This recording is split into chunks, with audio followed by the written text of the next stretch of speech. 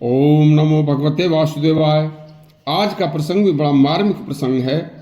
संतों ने व्यास जी से कहा कि हे भगवान, आपने हमें भली भांति समझा दिया है कि धर्म किस प्रकार जीव का अनुसरण करता है। उसी के अनुसार मनुष्य स्वर्ग नरक भोगता है। अब कृपया करके जीव के मरने के बाद किसको किस जीव की योनि मिलती है, यह विस्तार से समझाइए। तो व्यास जी बोले, हे मुनीश्वरों, यदि मनुष्य जन्म पाकर मनुष्य शुरू से ही धर्म का सेवन करता है तो वह सदा सदा सुख का भागी होता है। जो मनुष्य अधर्म का सेवन करते हैं उन पापियों को तो यमलोक में भी जाकर भारी कष्ट उठाना पड़ता है। फिर यमलोक में लंबा कष्ट उठाने के बाद उस जीव को त्रियक योनियों में जन्म लेना पड़ता है। मोहयुक्त जीव जिस जिस कर्म से जिस जिस योनि में जन्म लेता है, अब उसे बताता हूं, सुनो।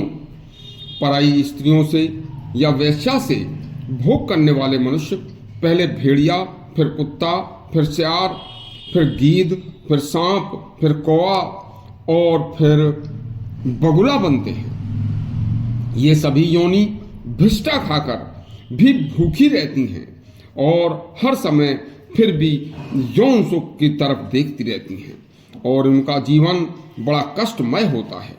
हे और सुनिए, मित्र व गुरु पत्नी या निकट रिश्तेदार स्त्री से समागम करने वाला कामात्मा पुरुष मरने के बाद सुअर, बगुला, चींटी, कीड़ों की अनेक प्रजातियों में जन्म लेता है और बहुत लंबे समय तक कष्टमय जीवन जीकर मरता रहता है और जीता रहता है।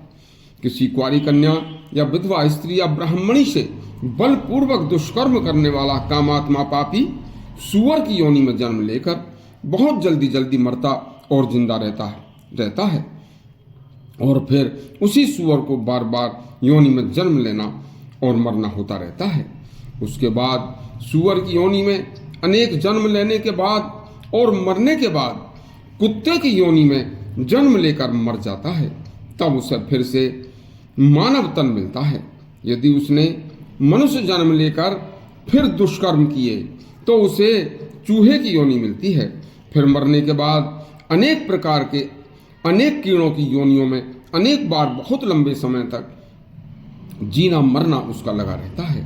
इसके बाद फिर मानव गर्भ में प्रवेश करता है और फिर हजारों बार मानव के गर्भ में ही मर जाता है। इस प्रकार सैकड़ों हजारों बार गर्भ में मृत्यु का कष्ट भोगकर पशु पक्षियों की योनि में जन्म लेता है। उन योनियों में बहुत वर्षों तक कष्ट उठाकर अंत में कछुआ का जन्म लेता है। आगे सुनिए, दूध दही आदि चुराने वाले को बगुला और मेढक की योनि मिलती है। फल मिठाई आदि चुराने वाले को चींटी, चांदी के बर्तन या चांदी चुराने वाले को कबूतर का जन्म मिलता है। स्वर्ण चुराने वाले को कृमि, छोटे छोटे अनेक प्रकार के कीड़ों की योनि मिलती है। वस्त्र चुराने वाले को तोता की योनि मिलती है। नीच पुरुष हथियारों के बल पर कमजोर का धन हड़प कर उसकी हत्या करते हैं तो मरने के बाद उन्हें गधे की योनि मिलती है और 2 वर्ष की आयु के बाद वे हथियार से मारे जाते हैं। फिर मृग योनि मिलती है और मृग की योनि में जन्म लेकर फिर 1 वर्ष की आयु में ही फिर उनको शस्त्र से या बाण से मार दिया जाता है। फिर मरने पर मछली की योनि मिलती है, फिर छुरी से काटी जाती है।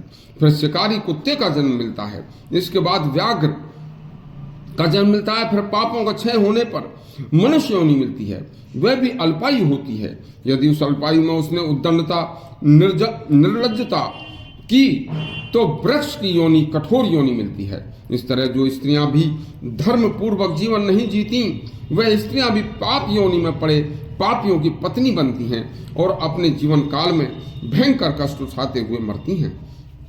हे मुनीश्वरों, मानव तन पाकर उसे सफल बनाने के लिए भगवान ब्रह्मा ने पृथ्वी पर वेदों को भेजा।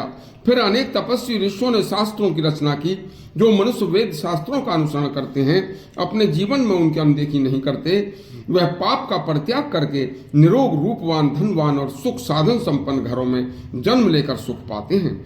और मैंने यह संक्षिप्त में जो आपको कथा सुनाई है, यह सब पूर्व काल में देव ऋषियों की सभा में ब्रह्मा जी ने सुनाई थी और वह मैंने तुम्हें सुनाई है। इसलिए ये सब बातें सुनकर सभी धर्म के अनुष्ठान में मन लगाओ, मनुष्यों को सुनाओ। कल आपको पश्चाताप व दान की कथा सुनाएंगे। इसलिए हमारा चैनल सब्सक्राइब करें और घंटी दबाएं। धन्यवाद।